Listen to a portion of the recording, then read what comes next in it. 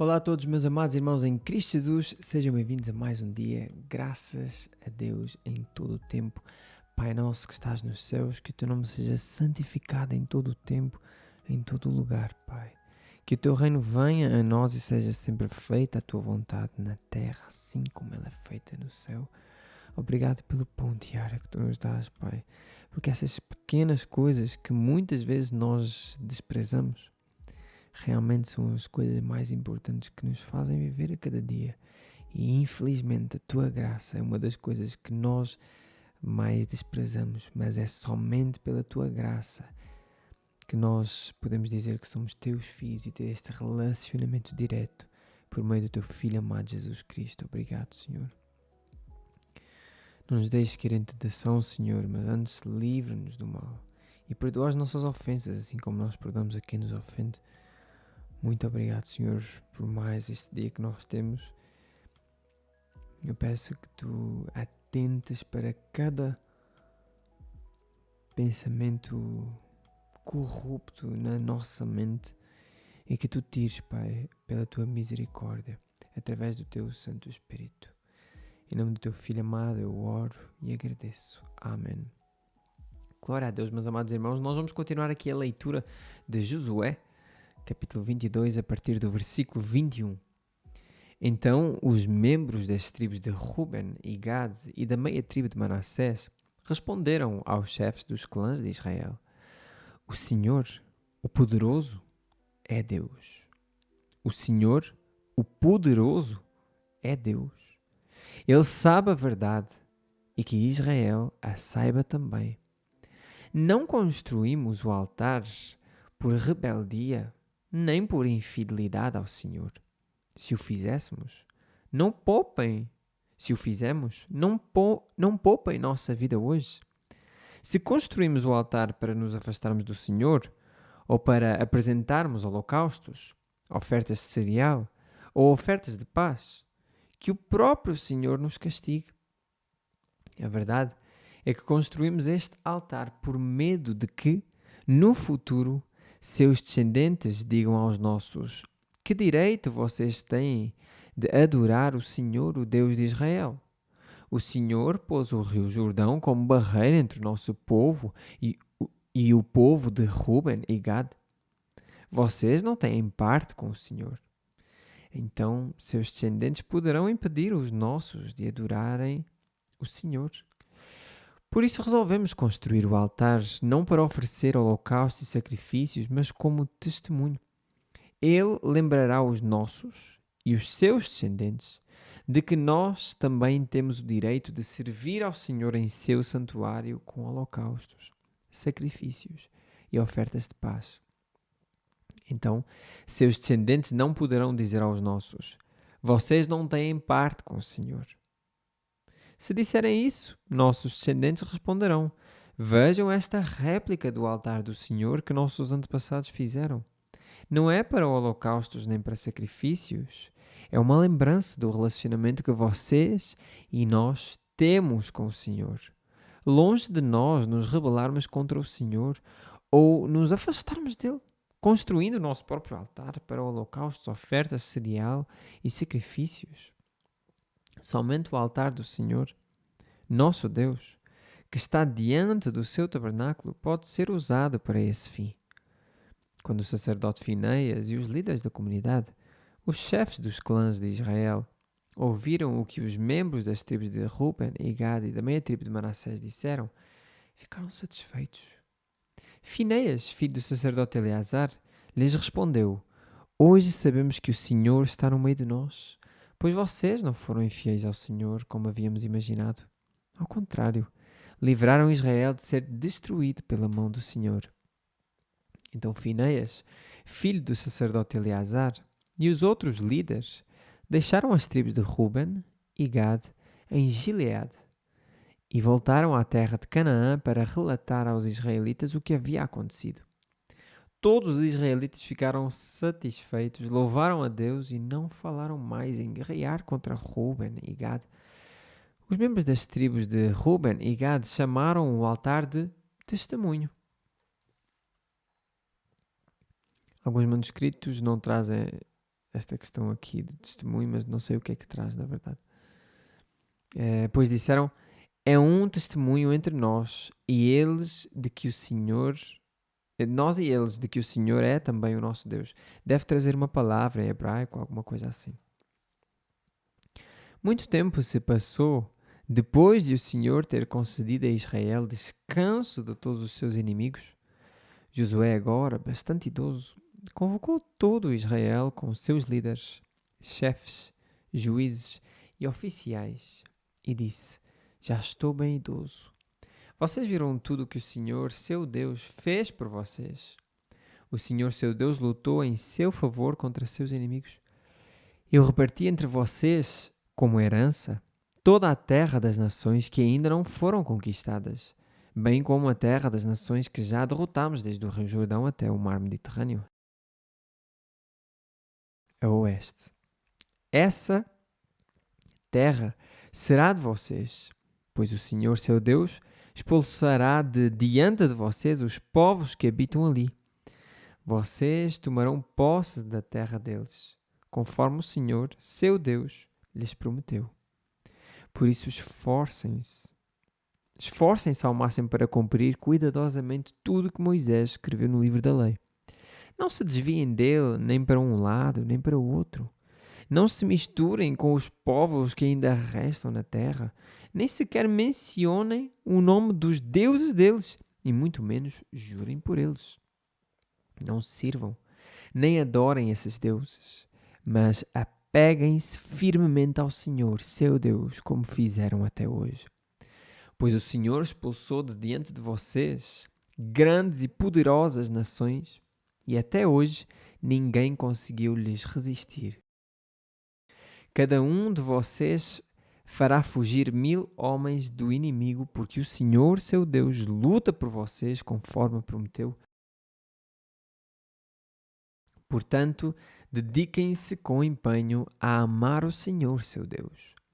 Mas se vocês se desviarem dele e se apegarem aos costumes dos sobreviventes das nações que ainda restam no meio de vocês, e se casarem com eles e eles com vocês, saibam com certeza que o Senhor, seu Deus, não expulsará essas nações de diante de vocês. Ao contrário, elas serão isca e armadilha para vocês, chicote em suas costas e espinhos em seus olhos.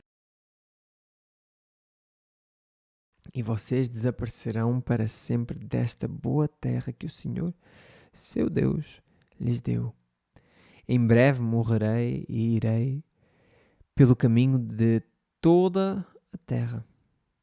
Vocês sabem de todo o coração que todas as boas promessas do Senhor, seu Deus, se cumpriram. Nenhuma delas falhou. Mas assim como o Senhor, seu Deus, lhes deu as coisas boas que ele prometeu, também fará vir calamidades sobre vocês se lhe desobedecerem. O Senhor, seu Deus, os eliminará completamente desta boa terra que lhes deu. Se vocês quebrarem a aliança do Senhor, seu Deus, servindo ou adorando outros deuses, a ira do Senhor arderá contra vocês e desaparecerão rapidamente da boa terra que ele lhes deu. São 18h53. Por causa do tempo eu vou ler já, ok? Sem assim uma pausa. Lucas 20, 27 a 47. Então vieram a Jesus alguns saduceus, líderes religiosos, que afirmam não haver ressurreição dos mortos, e perguntaram: Mestre, Moisés nos deu uma lei segundo a qual, se um homem morrer e deixar a esposa sem filhos, o irmão dele deve se casar com a viúva e ter um filho que dará continuidade ao nome do irmão. Numa família havia 7 irmãos. O mais velho se casou e morreu sem deixar filhos. O segundo irmão se casou com a viúva, mas também morreu. Então o terceiro irmão se casou com ela. O mesmo aconteceu aos 7 irmãos, que morreram sem deixar filhos. Por fim, a mulher também morreu. Diga-nos, de quem ela será esposa na ressurreição? Afinal, os 7 se casaram com ela. Jesus respondeu: o casamento é para pessoas deste mundo. Mas na era futura, aqueles que forem considerados dignos de ser ressuscitados dos mortos não se casarão nem se darão em casamento e nunca mais morrerão. Nesse sentido, serão como anjos. Não confundir que Jesus disse aqui nesse sentido específico de não morrer e de não se dar em casamento, ok? Então, nesse sentido, as pessoas serão como os anjos. São filhos de Deus e filhos da ressurreição. Agora, quanto a haver ressurreição dos mortos, o próprio Moisés provou isso quando escreveu a respeito do arbusto em chamas. Ele se referia ao Senhor como o Deus de Abraão, o Deus de Isaac e o Deus de Jacó. Portanto, ele é o Deus dos vivos e não dos mortos, pois para ele todos vivem. Mestre, o Senhor disse bem, comentaram alguns mestres da lei, e ninguém mais teve coragem de lhe fazer perguntas. Então Jesus lhes perguntou: por que se diz que o Cristo é filho de Davi? Afinal, o próprio Davi escreveu no livro dos Salmos: o Senhor disse ao meu Senhor: sente-se no lugar de honra à minha direita, até que eu humilhe seus inimigos e os ponha debaixo de seus pés. Uma vez que Davi chamou o Cristo de meu Senhor, como ele pode ser filho de Davi? Então, enquanto as multidões o ouviam, Jesus se voltou para seus discípulos e disse: amados, antes de continuar aqui, eu quero dizer, Jesus disse isso não porque ele não sabia uma resposta ou a resposta, mas para que os outros entendessem que eles não sabiam a resposta. E desta maneira, amados, Jesus fez o que está escrito em Provérbios 26:4 ou 24:6. Eu acho que é 26:4. Não respondas ao tolo segundo a sua estupidez, para que não sejas como ele, mas responda ao tolo segundo a sua estupidez, para que ele não se faça sábio aos seus próprios olhos. Então eles estavam a fazer perguntas deste tipo aqui. Jesus não fez mais perguntas assim. Não, Jesus fez esta pergunta parecida com a deles nesse sentido, para que eles entendessem que eles não sabem. Ok? Mas Jesus virou-se então para os discípulos e disse: cuidado com os mestres da lei.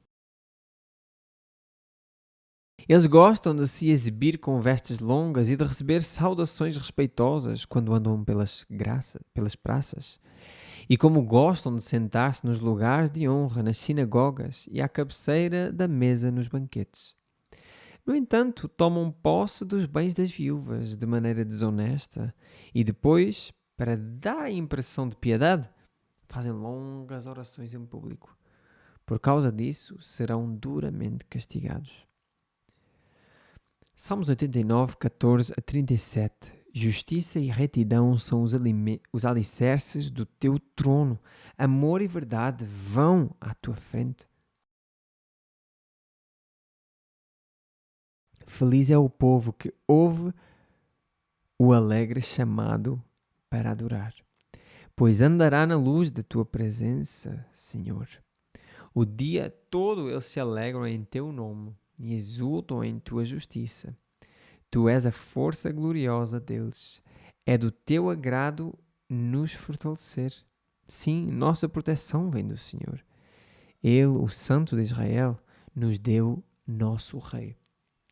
Muito tempo atrás, numa visão, falaste a teus fiéis e disseste: levantei um guerreiro. Dentre o povo o escolhi para ser rei. Encontrei meu servo Davi e o ungi com o meu santo óleo.